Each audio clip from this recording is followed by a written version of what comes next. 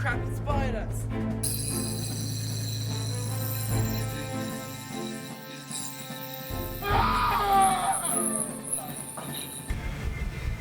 Near the Mexican border, 17 people were attacked. 3 women and 14 children were involved. 9 were killed in total. Devin Langford, a 13-year-old, was in the car with his family when the car in front of them started getting attacked, and shortly after, the shooters that were aimed at the first car turned their attention to his. The last thing the attackers did, pulled the children out of the car and drove off. Devin was not hit or injured. They tried to bring the injured along, but Devin decided he had to keep going without his family to find help. Here's a quote from Devin. "So I started walking because every one of them was bleeding really bad. So I was trying to get in a rush to get there," he said. Devin in total walked 14 miles for 6 hours when he finally reached someone who said to reporters, "First news anyone had heard." Now, we have a story of how Westlake students can come together in a time of mourning.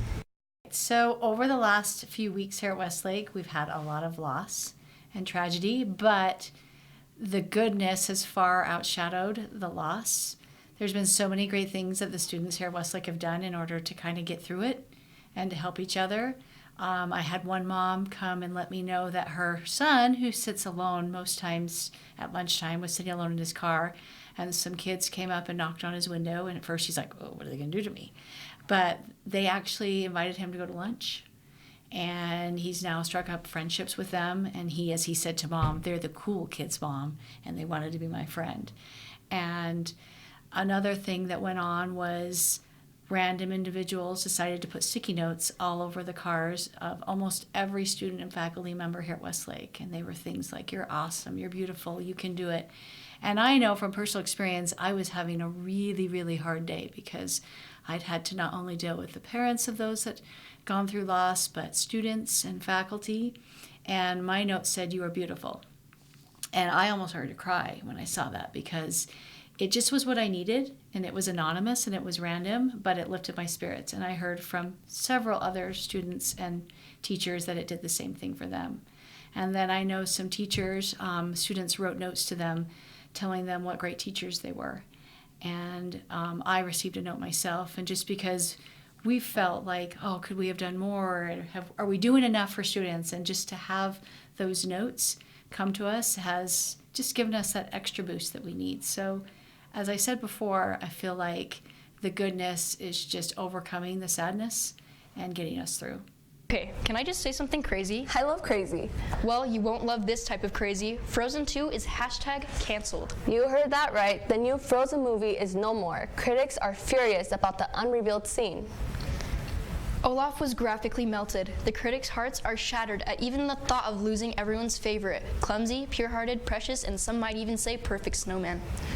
The critics are in intense therapy sessions every other day because of these horrific scenes. We are sending our love to them and their families and to all who are now canceling the plans they had to watch Frozen 2. On this tragic note, it is time for the interviews.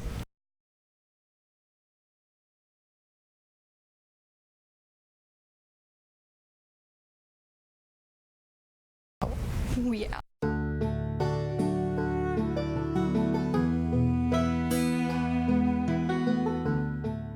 Do you have any Thanksgiving traditions? Turkey, Anything else? potatoes. All right, do you guys have any Thanksgiving traditions? Every Thanksgiving, my family comes over to my house and we have a huge turkey and stuffing and stuff. Pretty good. What about you? I always do white elephant gifts every Thanksgiving. So yeah, that's always a different theme. One year we had cat themed. It was really weird. Thank you, guys. All right. Do you have any Thanksgiving traditions? Yes. What are they? Are they? Well, they have turkey and potatoes and pumpkin pie. That's pretty good. Thank you. Do you have any Thanksgiving traditions? I do not. Same.